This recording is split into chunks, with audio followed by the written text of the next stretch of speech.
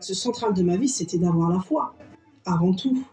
Oui, donc, mais en fait, musulmane et ne pas se voiler, en quoi ça fait partie de votre cheminement? En fait, moi, je fais ce choix qui est personnel, que j'ai pas du tout envie de partager. Déjà, de base, faut pas l'oublier.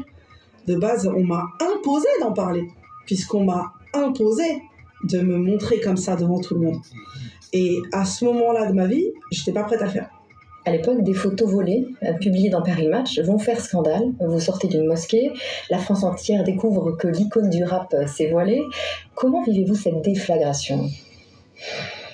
C'est pas tant soit peu le fait qu'on le vole, cet instant, puisque bon, j'avais un peu l'habitude d'être tout le temps prise à partie par le paparazzi, etc. Ça faisait partie de ma vie, hein, d'être épiée. Mais ce qui a été dur, c'est qu'ensuite on m'accuse. Voilà. On m'a accusé de m'afficher comme ça, de prôner cela. Que les choses soient claires, moi, j'ai rien prôné, j'ai rien affiché.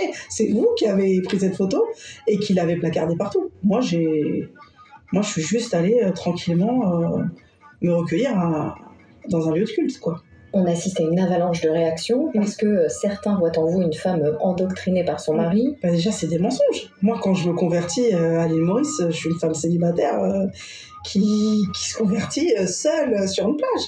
Je me sens coupable. Mais de quoi, finalement?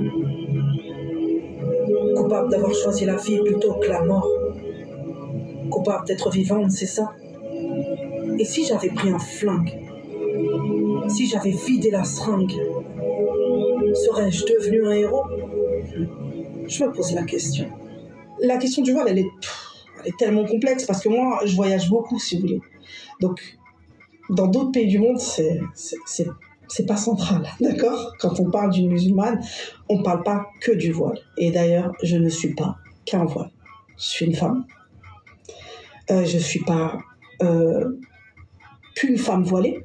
Je suis une femme, comme toutes les femmes. J'ai fait ce choix de me couvrir, mais je ne suis pas, je trouve ça injuste, des fois qu'on demande aux femmes voilées de porter tout ce qui se passe dans le monde.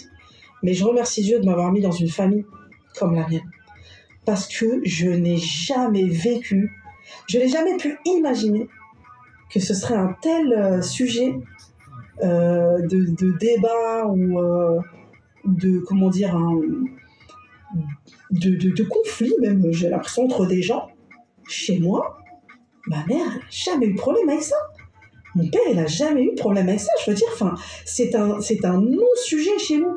C'est ça qui est très compliqué. Donc moi, on me demande d'en faire un sujet central de ma vie, alors que de base, c'était un sujet, oui, bien sûr. Je comprends que ça interpelle ma propre mère. Je veux dire,